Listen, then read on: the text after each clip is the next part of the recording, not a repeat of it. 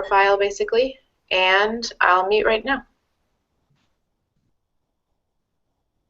Hi everyone, and welcome to the Flipped Classroom. What is it and why flip it? Let's get started.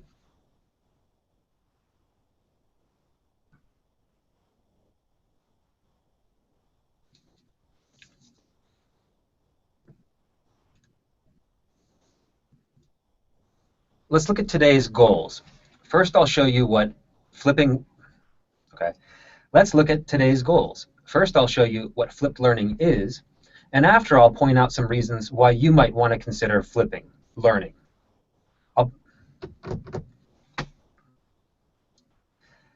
Let's look at today's goals. First, I'll show you what flipped learning is, and after, I'll point out some reasons why you might want to consider flipping learning. You'll have to do that slide again. Sorry, the sound got weird. Okay. One more time. Let's look at today's goals. First, I'll show you what flipped learning is, and after, I'll point out some reasons why you might want to consider flipping learning. Flipped learning reverses what happens in class and out of class. In a non-flipped class, the teacher might explain or lecture in class and give students homework to practice the new skills outside of class. In flipped learning, students study new concepts and language constructs outside the classroom and practice their new skills inside the classroom. So one way of looking at flipped learning is moving what traditionally happens in the group learning space to the individual learning space, and then taking what traditionally happens in the individual learning space and moving it into the group learning space or classroom. This is a good visual of what flipped learning looks like.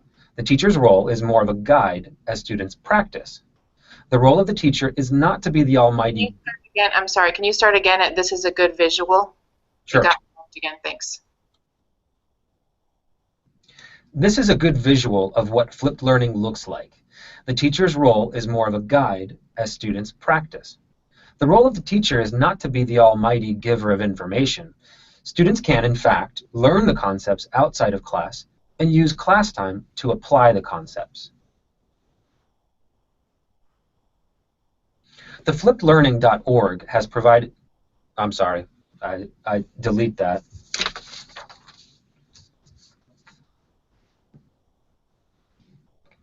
In the flipped classroom, instruction moves from inside the classroom to homework. In many cases, this instruction takes place in the form of video, but this is not the only way that flipping can be done. Simply put, students learn the lecture information at home so that they have time to practice in class. Well, what does the inside of the flipped classroom look like? The classroom turns into a dynamic, interactive place where students do not simply receive information. Instead, students engage in tasks to apply concepts. How great is that? Students actually have time to practice. That's one of the main reasons why I flip my classroom. If you have ever said, we don't have time to cover all this material, then flipping is an approach you might want to consider. When I flip my lessons, my students have more time to engage with the content. Requiring students to learn at least basic concepts can promote autonomous learning. Students have to come to class with some knowledge. That's why you flip learning, because flipping can help with the pacing or speed of the class, and it can help to individualize learning. Without flipping, day one of new content can be painful, as teachers tend to teach to the average student's ability. As a result, the strong students are bored, and the students who are weaker are lost and or confused, and that's not fun for anybody. Can you say the part again, starting with the board sentence? As a result, the strong students are bored, and the students who are weaker are lost and or confused. That's not fun for anybody. When learning is flipped, students are able to start the learning race in a similar place because they've all had a chance to prepare. In my experience, this means students ask better questions on the first day of a new unit. Why? Because they can actually use the language necessary to ask a question, having thought about the concepts instead of being lectured to and having to process new information at a one-size-fits-all pace. So to sum up, today I showed you what flipped learning is and some of the benefits of flipping so that you can decide whether it's a good option for you and your teaching context.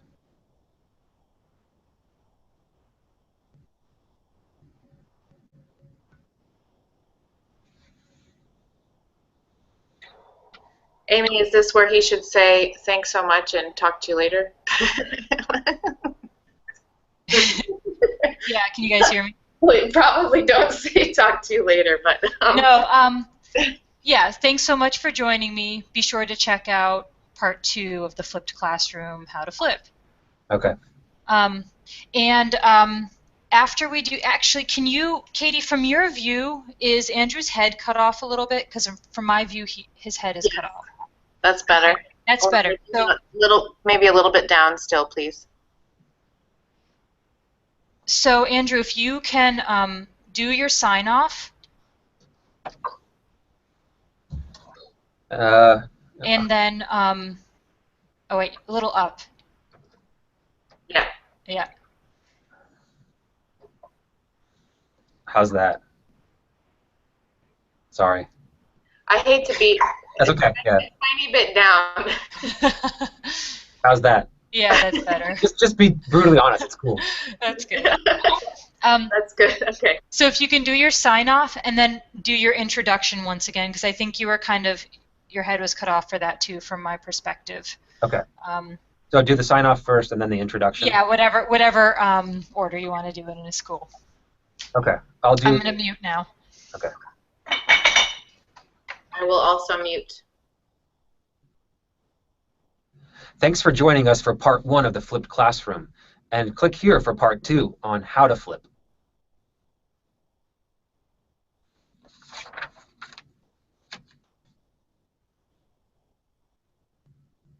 That's great. And then you can do the intro now. Welcome everyone to the Flipped Classroom. What is it and why? Let's get started. Cool. Can you guys hear me? Uh-huh. So we changed the title a little bit. Okay.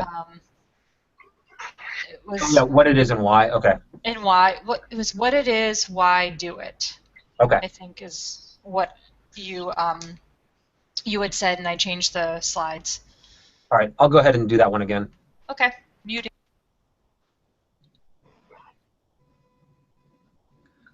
Hi. Welcome everyone to the Flipped Classroom. What it is and why do it. Let's get started. Perfect. Andrew, that was really good. It did actually sound good and look good. Don't worry. It did. Your whole presentation was really good. I thought it was just your pace was good and your voice sounded good. Yeah, good stuff. Do it. It's a little the other two exactly like that. Okay, I'll try my best. All right. So yeah, as you can see, I took out the pillar slide. Yeah. I think it's on the short end, but the others should be around 435, and if that's cool, I don't know. I think it's fine. What do you think, Katie? Yeah, that's fine. Yep. Katie, do you have a preference as to whether or not we do a recording of the pillar slide and decide later if we want to add it? Yeah, I think if you have the text to read, Andrew, yeah, let's go ahead and just read it, and then we'll start with part 2. Yes. Okay. Yeah, I've practiced it and rehearsed it, and I think I'm happy to do it, and then just tell me afterwards if it makes any sense at all to you. No. Busted. Is the height okay? Can you bring it down just a little? Yeah. Oh, we get to do this again. Yep, that's good. That's good. Okay. Yep. All right. Let me go ahead and try Do this. your pillar thing. Okay, I'm gonna mute. Yeah, I'd say just totally just read what you have. Yeah. And just, that's it. That'll be fine. Okay. All right. Well. The FlippedLearning.org has provided 4 pillars for FLIP. The F stands for flexible, Effective flipping should have a flexible environment. This means that the instructor should consider his or her students' different learning styles and learning timeline, meaning that students learn at different paces. And also, learning spaces can and should be flexible. A flexible environment should facilitate learning. How does the furniture in your classroom dictate what you do in your classroom? The L stands for learning culture. In other words, the instruction is learner-centered rather than teacher-centered. The I stands for intentional content, which to me means that the class content is designed with the flip in mind. For example, if you're planning to teach a grammar structure, the content is accessed by students outside of class. The P stands for professional educator, meaning that the role of the teacher in a flip is to observe students. Flipping should allow more time in class to observe students using the language. Provide feedback. Students want this, and that is one of our roles as teachers, to provide guidance and feedback. Reflect. What is working in class in the flip and what is not? Then make changes as necessary based on your observations. And finally, tolerate organized chaos. In other words, when flipping activities are more student-centered. This can mean a loud classroom with multiple students carrying out tasks in pairs or small groups. It can be loud. Allow the learning to be a bit messy. I think that these 4 pillars can help a teacher who's considering flipping better visualize what the flip might look like. Great. I liked that. Me too.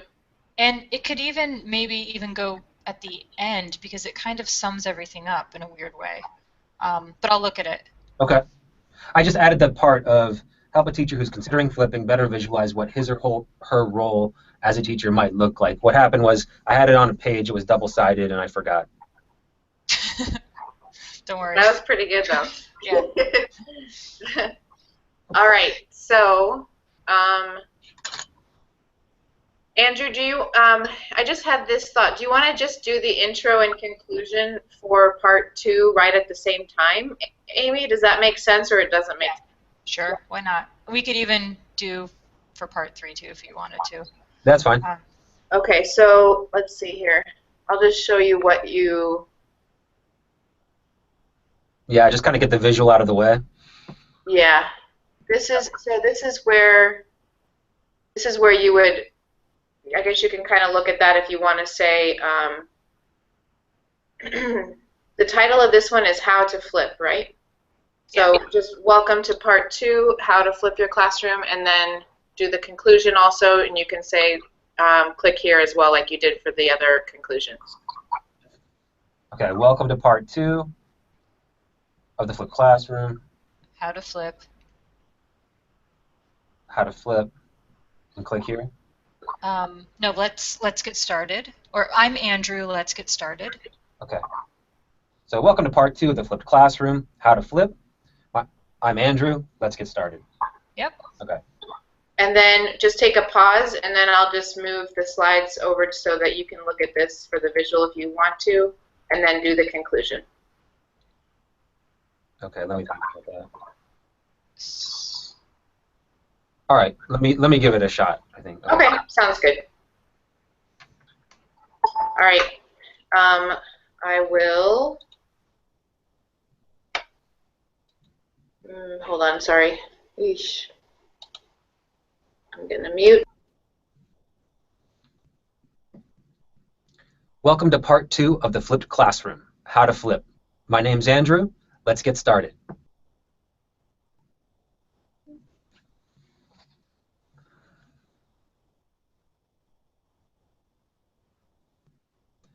Thank you for joining us for part 2 of the Flipped Classroom. Don't miss part 3 of the Flipped Classroom, Online Tools and Activities. Let's get started.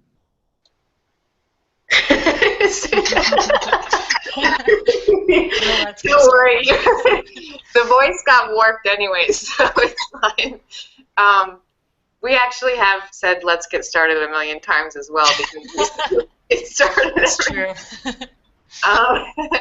So yeah, so you want to try the conclusion one more time?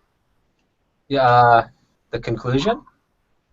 Yeah, so thanks for joining me today for part 2 of the Flipped Classroom. Click here to check out part 3, or whatever you want to say. Yeah, okay. All right, I'm going to mute. Thanks for joining us for part 2 of the flipped classroom. Go ahead and click here for part 3, and we'll see you soon. No, wow, what do I want to say? Thanks for joining us. Thanks for joining us. Click here. Click here. For part 3 of the flipped classroom, where I discuss online tools and activities. Yeah, I gotta write this Something down. like that. Thanks for joining us.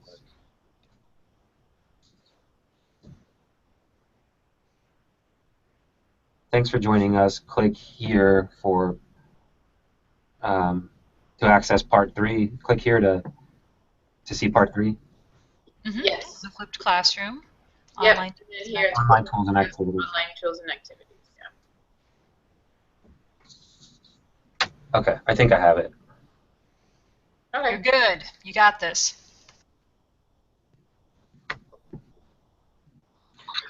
Thanks for joining us for part 2 of the flipped classroom. Okay. Thanks for joining us for part 2 of the flipped classroom. Go ahead and click here for part 3 of the flipped classroom, online tools and activities. Ding, ding, ding. That was it. That was good. Thank you. Thank you.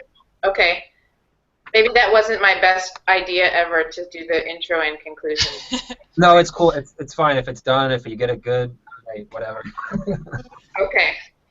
All right. So now, Amy, are we starting here at goals, or what are? Yeah. Okay.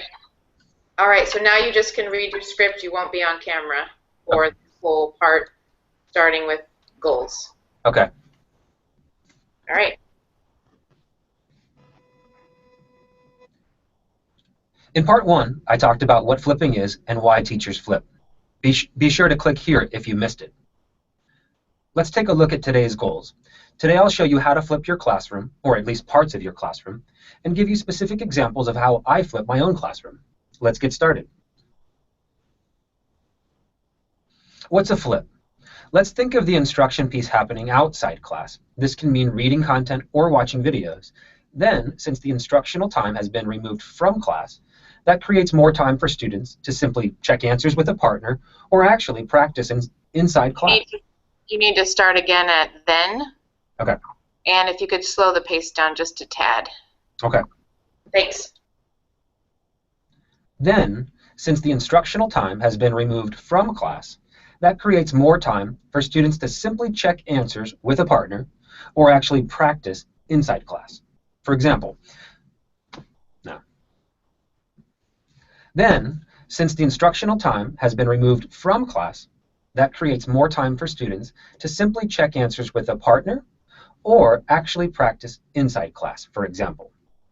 Practice might mean engaging in tasks, which enable students to interact with the language, and one primary purpose is to create more in-class time so that students can use the language.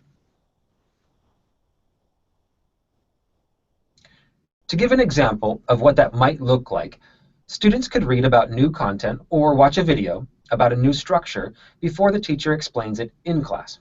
I put new and explains in quotation marks because there's a good chance that the first time that you explain something... I'm sorry, could you start just at the beginning of this slide again? It got warped, sorry. No problem. To give an example of what that might look like, students could read about new content or watch a video about a new structure before the teacher explains it in class. I put new and explains in quotation marks because there's a good chance that the first time that you explain something to students, it might not be new to students, at least not all students. Again, the reading or watching is done for homework so that students can be prepared to engage with the language in class. What does that actually look like? Here's a sample of something I've done in my grammar classes. Rather than teaching my students what the passive voice is in class without preparation, I simply expose them to it through video before our first class on passive.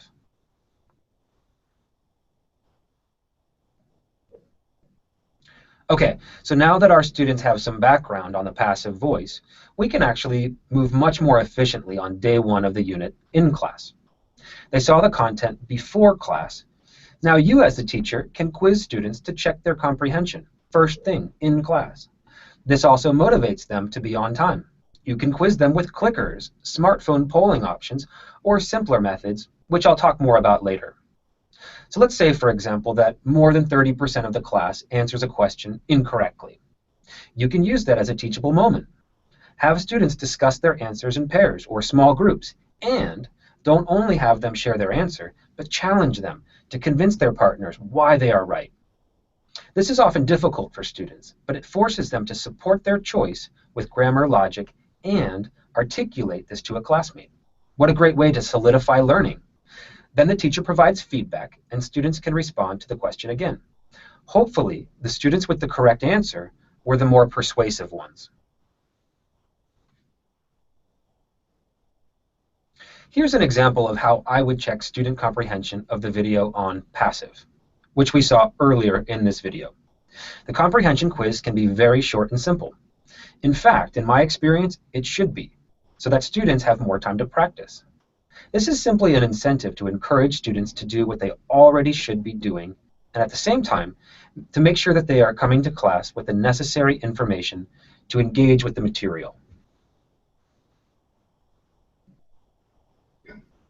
Now that we've addressed day one of a new unit, what happens after that? If you're teaching a 4-day unit, days 2, 3, and 4 can then be used for more practice, such as writing, role plays, or mock interviews, for example.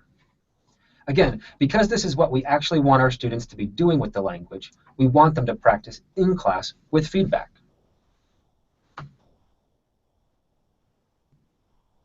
Now, what if you're trying to flip with limited technology, and if you don't actually have access to internet, and your students don't either?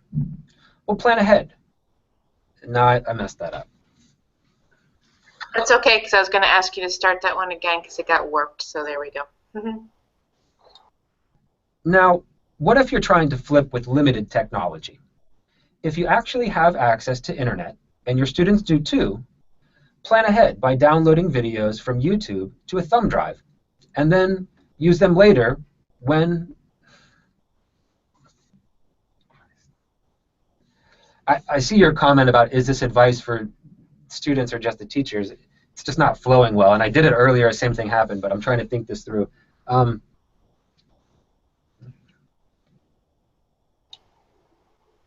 are you there? I'm good. I think I got it. Okay, cool. Yeah. Okay. Do you want another second to think about it? Give me just one more shot with this. Sorry, I think I got it. Okay. Now, what if you're trying to flip with limited technology? If you actually have access to internet, and your students do too, plan ahead by downloading videos from YouTube to a thumb drive, and then using them later when you don't have internet access.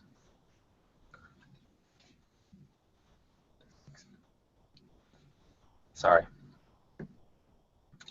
That sounded fine to me personally, but... I think what I realized is, the students don't, now I understand your comment better, the students don't need access, so I can leave that part out, actually. Yeah, so this is for you. Yeah. This is for the instructor. Yeah, sorry. So let me just try it one more time, I'm sorry. Yep. No worries. Now, what if you're trying to flip with limited technology? If you actually have access to internet, plan ahead by downloading videos from YouTube to a thumb drive, and then using them later when you don't have internet access. Remember earlier we talked about polling? I use this method almost every day in class, and you don't need technology to poll students.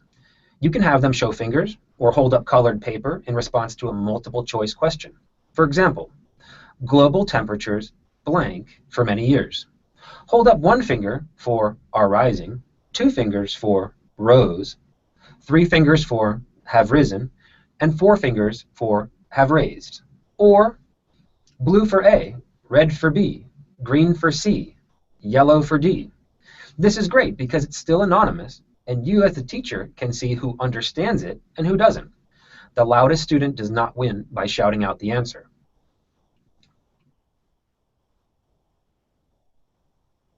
That's it for part 2 of Flipped Learning. Don't miss part 3 of the Flipped Classroom, where I talk about flipping with online tools and activities. Great. Good stuff. That was actually, I liked your sign off better than the others. Okay. That was good. I think it was just more natural. Yeah, sounded good. Very good. Just one more to go. Keep doing what you're doing. You're doing a great job, and be done in no time. I apologize for the edits. I know what that's like. It's not fun. Sorry. Oh, no problem. You've been really easy. You should have seen me a couple weeks ago with Katie when I was recording mine. It was a disaster. I mean, I've gone through it by myself a lot, having to create videos for flipping, and I know how frustrating it can be. Don't you worry. Okay, same format. So I guess let's just do the introduction, and you can do the sign off at the end on camera, because I just felt like it just was really natural to do it that way. Sound good, Katie? Yeah, so go ahead and just do the intro right now, and then go through the presentation, and then do the sign off. Sounds good. Okay. All right. Whenever you're ready. Welcome to part 3 of the Flipped Classroom online tools and activities.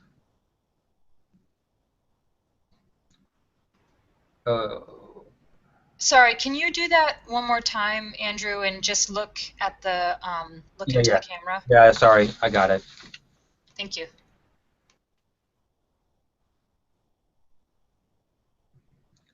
Welcome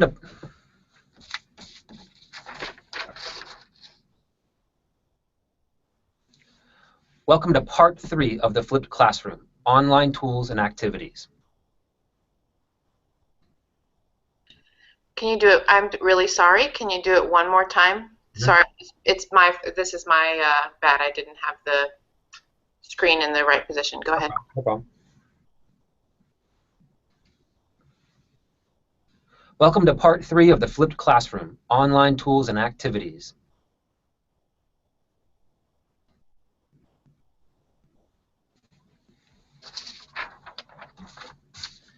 Sounds good. I think we can just go ahead with the rest of the presentation, right, Amy?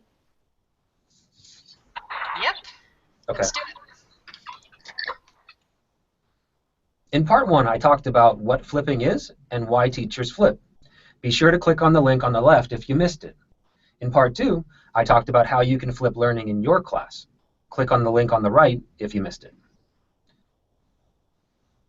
Let's look at today's goals. Today I'll show you some online tools and activities you can use with your students to prepare them for in-class learning when learning is flipped. Let's get started. VoiceThread is an interactive sharing tool that allows users to collaborate and share images, documents, and videos. The title VoiceThread means that users will use their voices to share by speaking. I use this tool for many purposes, but here is one way that I use it at the beginning of a course, to explain my syllabus. I post my syllabus on a VoiceThread and record myself explaining the syllabus just like I would in class. Start this bit again. It got warpy. No problem. VoiceThread is an interactive sharing tool that allows users to collaborate and share images, documents, and videos. The title VoiceThread means that users will use their voices to share by speaking. I use this tool for many purposes, but here's one way that I use it at the beginning of a course, to explain my syllabus. I post my syllabus on a VoiceThread and record myself explaining the syllabus just like I would in class, including emphasis on the important parts. Then students read or watch my video for homework. This can be assigned before the first day of class and due on the second day of class. That way, on day 2 of class, you can check students' understanding of the syllabus in class. What's great about this is that I take the 10, 15, or 20 minutes that I would normally spend explaining these policies to students, mostly millennials with short attention spans, and I turn it into a 5 to 7 minute. Could you start again at I take the first 10, 15 minute, that sentence? Great. What's great about this is that I take the 10, 15, or 20 minutes that I would normally spend explaining these policies to students, mostly millennials with short attention spans, and I turn it into a 5 to 7 minute video. A good way to check comprehension is through gamification. Put students in teams and have them answer comprehension questions about the syllabus to make sure that everyone is clear about the course policies. Or you could have them answer polling questions about the syllabus. What do I mean by gamification? Well, think of game design elements and principles used in a non-game context. In other words, making learning fun. 3 of my favorite tools to make learning fun and promote learning inside as well as outside the class are Just the Word, Quizlet, and Google Docs. Can you start with 3 of the tools? 3 of my favorite tools to make learning fun and promote learning inside as well as outside the class are Just the Word, Quizlet, and Google Docs. Just the Word is a website that allows students to discover errors and, more importantly, solutions to errors by examining common word combinations. For example, if I hear a student in my class say, "I'm going to make research about that," I might stop class for 1 minute and solicit collocations with research by saying, "Turn to your partner and think of as many verbs that you can use before the word research." Then comes the game. They test their predictions. We check the word by typing in research to see the most commonly used combinations based on corpus data. Another free website that I use with my students is Quizlet. It's a great tool for creating flashcards, games, and quizzes. Sorry, can you start with it's a great tool for? Another free website that I use with students is Quizlet. It's a great tool for creating flashcards, games, and quizzes.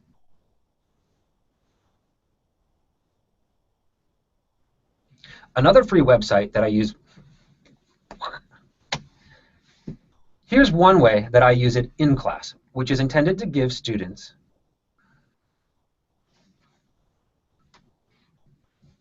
Here's one way that I use it in class, which is intended to get students to use it outside of class.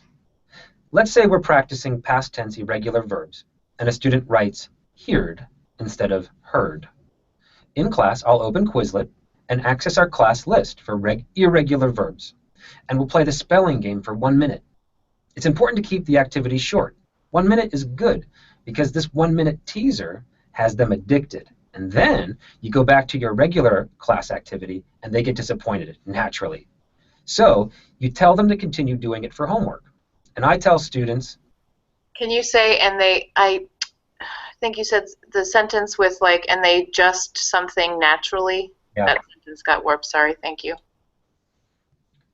Then you go back to your regular class activity and they get disappointed naturally. So you tell them to continue doing it for homework. I tell students, we don't have time in class for you to memorize irregular verbs. You can do that on your own, outside of class, by using this tool.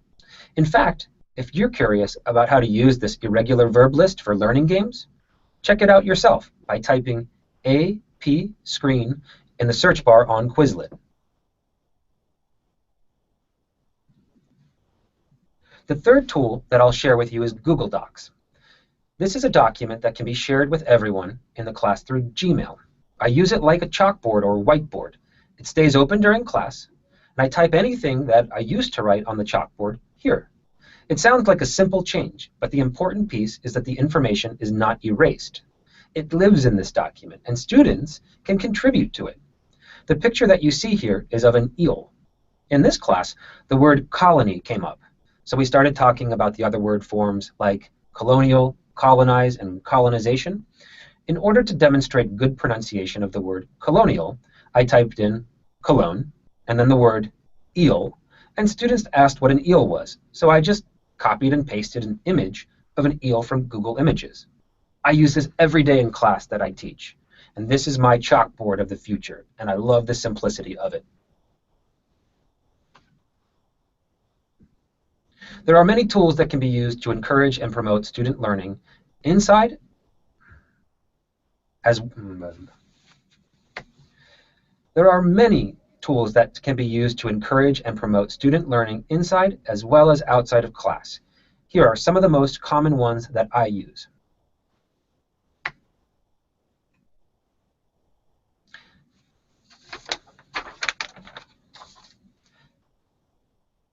That's it for part 3 of Flipped Learning. Today I showed you some online tools and activities that you can use with your students to prepare them for in-class learning in the flipped classroom.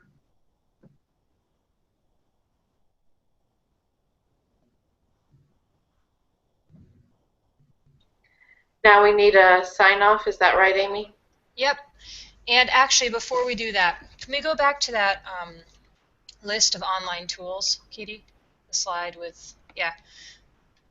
Hey, Andrew, do you think you could do another version where you say, like, say what you say in the beginning, and then say, pause here.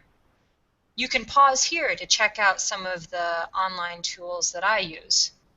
Okay. Because, you know, Yeah. we're just going to flash this on the screen, and I want people on YouTube to know to pause to take a closer look. And then after you do that, you can do your sign off on camera. What's my sign off? Just thank you for joining me today for part 3 of the Flipped Classroom. If you missed parts 1 and 2, be sure to check them out. Okay. Yep, that would be great. All right. There are many tools that can be used to encourage and promote student learning inside as well as outside of the class. I'd encourage you to pause right here to check out some of the most common tools that I use.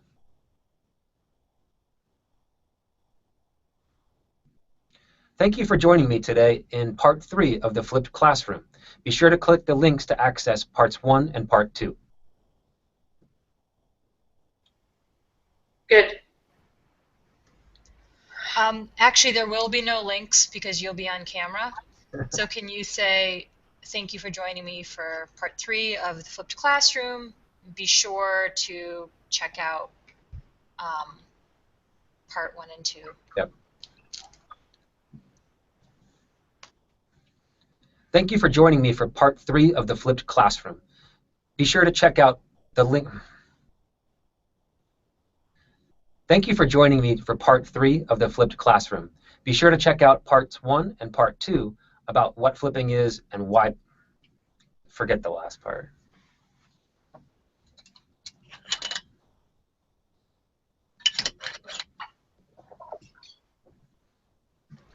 You can just be like, be sure to check out parts 2 and 3. Bye, or whatever you want to say. See ya.